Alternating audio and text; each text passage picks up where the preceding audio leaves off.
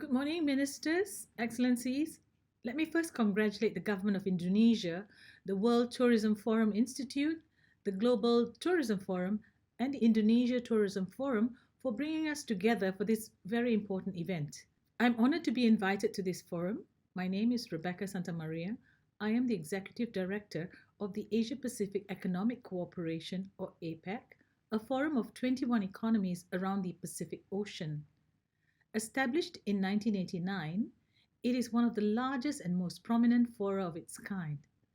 For over 3 decades, our governments have exchanged trade and economic policies, made shared commitments to better the region, and offered a platform for stakeholders to provide their valuable input.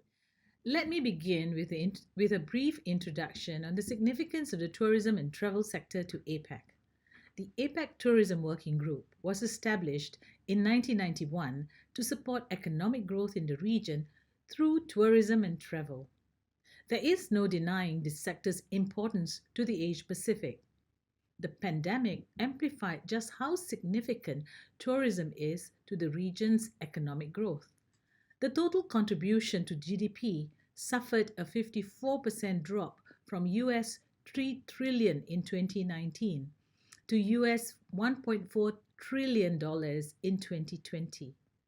From a 10% contribution in 2019 to 5% in 2020.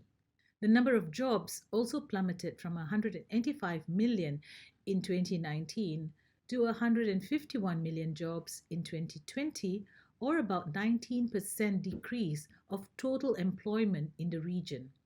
So, facilitating travel resumption of cross-border travel will continue to feature in our post-pandemic work. My second point is on our approach to tourism and travel post-pandemic.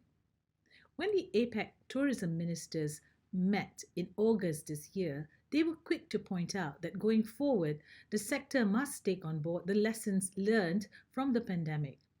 The focus must be on policies to ensure that the benefits of tourism are distributed fairly among local communities, which will elevate their well being and quality of life.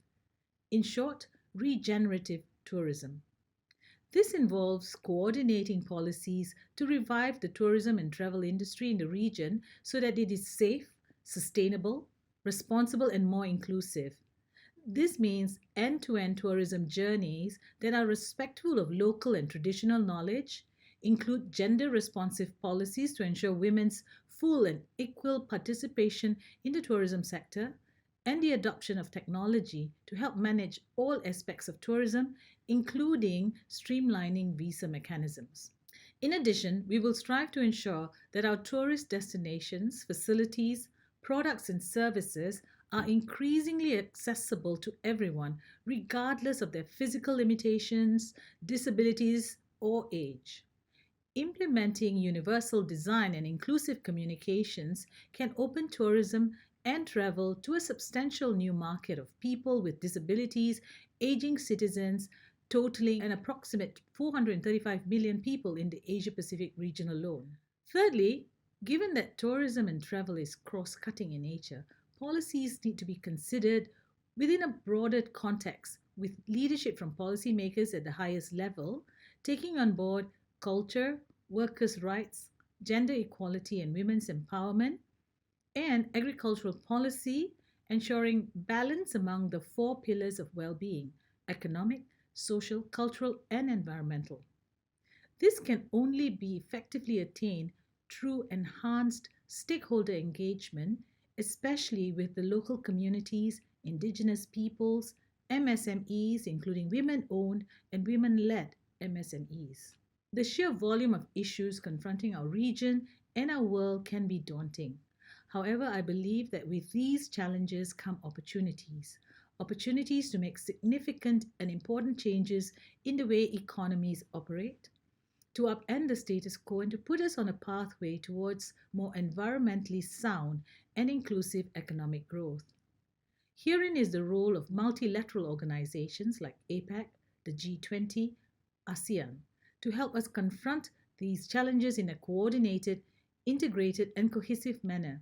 which is really the only way to meaningfully address such multifaceted and complex challenges. Again, thank you for this opportunity to provide you with a window into the work that we do in APEC in the travel and tourism sector. Thank you.